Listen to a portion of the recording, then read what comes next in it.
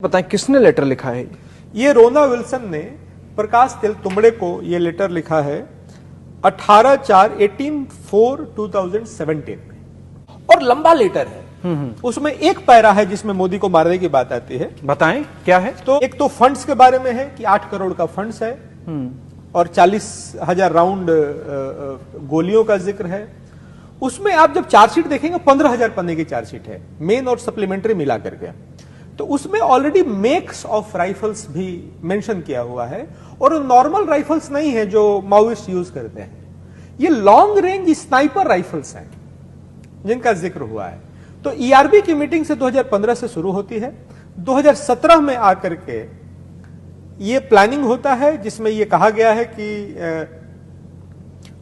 We are thinking along the lines of another Rajiv Gandhi type incident.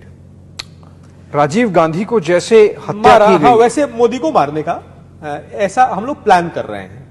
और वो उसकी चिंता भी जाहिर करते हैं कि it sound suicidal and there is good chance that we might fail, but we feel that the party must deliberate over our proposal. Targeting road shows could be effective strategy.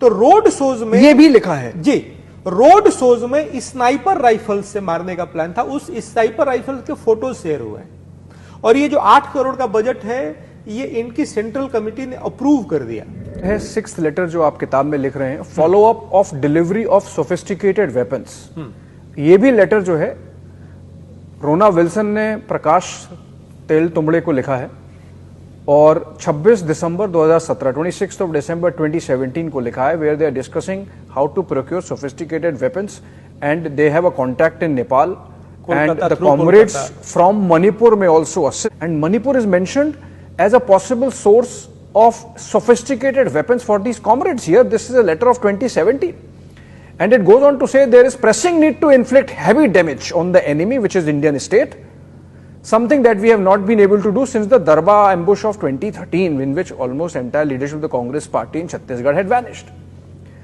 And this person is writing, I am sending a catalog of the available equipment, which is weapons, along with this package. In that catalog, that long range sniper rifles is mentioned. Photographs are there. Photographs are there. Weapons, which they are procuring from Nepal, with some assistance from Manipur. And इसमें लिखा है, most of the equipment can be transported via 2 separate routes from Nepal through Kolkata. It will be disassembled, merged inside heavy electronics appliances before it reaches to your designated dumps along the Odisha-Chhattisgarh border. Please send necessary instructions after you receive the package. ये तो बहुत ही बड़ा गंभीर बात है कि एक तो प्रधानमंत्री को टारगेट करना है, दूसरा देश भर में आतंक मचाना है। तो ये अर्बन नक्सल जो हम कहते हैं, और ये एक मीडिया की बोगी करके बता दिया जाता है, it's not media bogey, it is actually there. Bhima Koregaon में कास्ट कॉन्फ्लिक्ट है, उसी तरीके से कास्ट कॉन्फ्लिक्ट मणिपुर में है।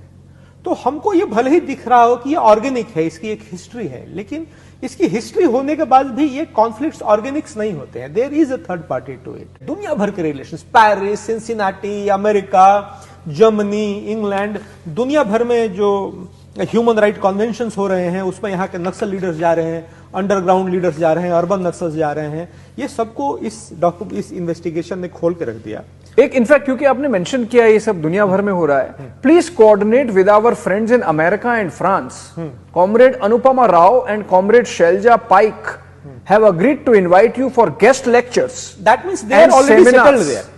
Yes, these two comrades are settled in America. So the ecosystem is having connections in America, France, and at least twice a year they can invite for guest lectures at their respective universities in Paris and Cincinnati.